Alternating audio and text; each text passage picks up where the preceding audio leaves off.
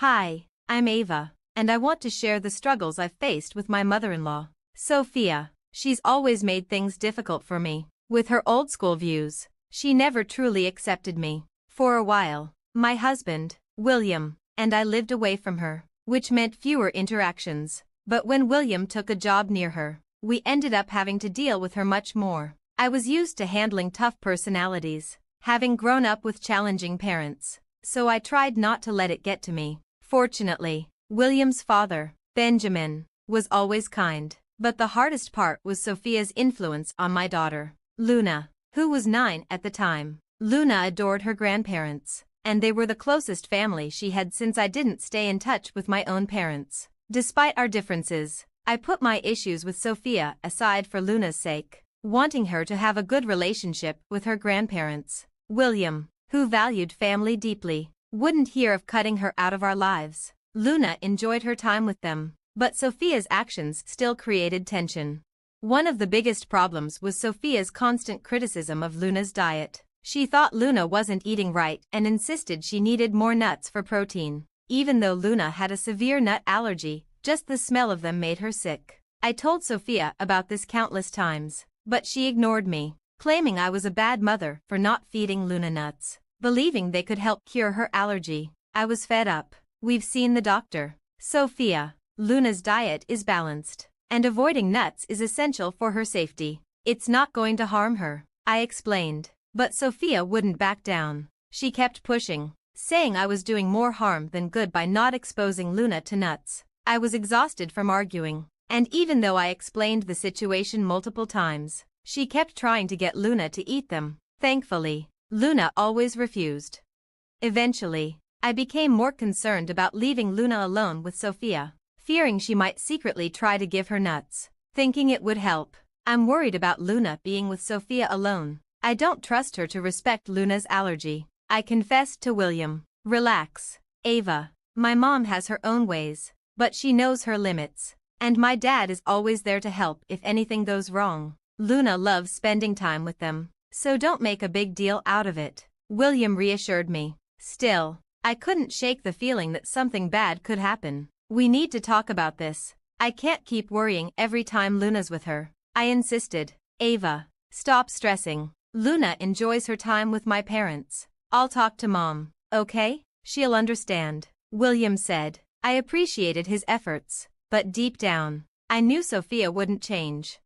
The situation came to a head on Luna's 11th birthday. Sophia and Benjamin were invited, and they confirmed they'd be coming. Sophia seemed unusually eager, which made me uneasy, though I couldn't put my finger on why. They showed up early, which caught me off guard since Sophia usually preferred to avoid me. She handed Luna a large, wrapped gift, announcing, "Happy birthday, Luna. I've got something really special for you." Luna was thrilled, and then Sophia said, "Look how big this gift is. What do you think's inside, Grandpa?" "I have no idea, Luna. Grandma picked it out, and she won't even tell me what's inside." Benjamin said, "Let's see when you open it." He added, "Go ahead, sweetie, open it. I'm sure you'll love it." Sophia urged. Luna was overjoyed and said, "I'm so excited to see what Grandma got me." I suggested we wait until all of Luna's friends arrived before opening the gifts, but Sophia was adamant. "No, Luna has to open my gift first, before the cake." I came early for that reason, she insisted. Despite my concerns about her insistence, Luna's excitement was infectious. I didn't want to disappoint her, so I let her open the gift early. I had no idea how much of a disaster this would turn out to be. When Luna opened the gift, she found a large cake with her name on it. She was ecstatic, but her happiness was short-lived. Within moments, she passed out. Panic set in as we rushed to her side, and I saw her throat swelling. William grabbed the epinephrine shot, while someone else dialed 911. I turned to Sophia, furious. "What did you put in the cake? What's in it?" I demanded. Sophia feigned innocence, replying, "I didn't do anything, Ava. It's just a regular cake. Maybe it's something you did. You've been neglecting Luna's diet, and now she's paying for it." I snapped back. "Luna was fine before this. What did you do? I need to know." As I held Luna, I could see she was turning blue. I quickly gave her the epinephrine shot I always kept on hand. but she was still unconscious. She needed to be rushed to the hospital. As the paramedics arrived, I cut open the cake to find the source of the problem, nuts. I couldn't believe what I was seeing. Sophia, what were you thinking? You ignored my warnings and put nuts in the cake. You've put Luna's life in danger, I shouted. I just thought it might help her allergies. You're all overreacting, she replied, as though this was no big deal. Luna could have died. Who gave you the right to decide what's best for her allergies? I screamed. I'm her grandmother, and I have every right to take care of her. She'll be fine. You're just trying to make me look bad, Sophia retorted, unfazed by the gravity of the situation. The paramedics rushed Luna to the hospital, and we followed closely. The doctors confirmed Luna would be okay, but she needed time to recover. I finally broke down, sobbing in William's arms at the hospital. After calming down, I called Benjamin to update him, then turned to William, my anger bubbling over. I will never forgive Sophia for this. She could have killed our daughter. This is serious. William, this isn't something I can just overlook. I wouldn't have believed it if I hadn't witnessed it firsthand. My mother has turned into someone I don't even recognize. She went to all these lengths just to paint me as a terrible mother. She pretended to care about Luna's well-being, but never once considered how dangerous her actions were for Luna. Despite everything, she still insists that I'm the one who orchestrated it all. Today made me realize just how far my mom will go to ruin my reputation. I'm sorry I didn't see it sooner and that I didn't do more to keep her away from us. I need to protect Luna from my mother's harmful influence. I've failed as both a wife and a mother.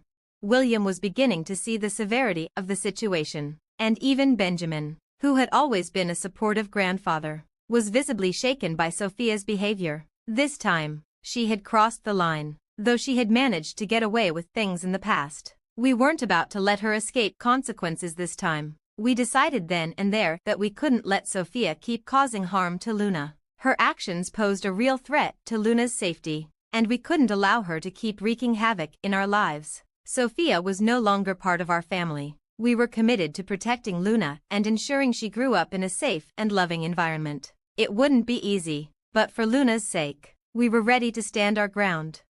After a heartfelt discussion, my husband and I made a swift decision. With Luna still in the hospital, it was time to return home. Benjamin, Sophia, and a few of the guests remained, anxious for news about Luna's condition. This was our opportunity to confront Sophia. 4 hours had passed since the incident by the time we got home. In the living room, Benjamin was chastising Sophia, but she appeared unfazed, engrossed in her phone. The untouched birthday cake sat forlornly nearby, a painful reminder of what had transpired. Despite my deep sadness, I forced myself to stay composed. When they saw us, Benjamin and Sophia rushed over. I just received an update, I told them. Luna is in good hands, and though she's still unconscious, the doctors are optimistic about her recovery. I'm so relieved Luna will be fine. I was so worried, but it doesn't seem like it was a major issue. Luna will be all right, and her nut allergy will be resolved soon, Sophia declared nonchalantly. It was at that moment that William couldn't hold back his anger anymore. He let Sophia have it, calling out her reckless actions. Benjamin joined in, expressing his disappointment, while the guests, clearly shocked, glared at Sophia with disapproval. I, too, was filled with rage. I've had enough of you, Sophia, I said firmly. We've given you countless chances to change, and yet, even after your actions landed my daughter in the hospital, you show no remorse. This is the end. You will never be allowed near Luna or our family again. You're banned from this house. You can't tell me what to do. Your son won't cut me off like this, Sophia shot back defiantly. I won't let you stop me from seeing my granddaughter just because we don't agree on how to raise her. No, Mom, William replied firmly. You're not welcome near me or my family ever again. My father can come here, but not you. He's the only sensible grandparent Luna has. He's done everything to keep her safe. But today, you put her in the hospital and acted like it was the right thing to do. I can't allow someone so cruel around my daughter. Sophia couldn't believe that her own son was turning against her. She had always relied on William's support, not realizing he was finally being the rational one. Unlike her, even the guests began criticizing her. Sophia was now completely isolated. With no one on her side, not even Benjamin. In a last-ditch attempt, she screamed at us, blaming me for setting her up.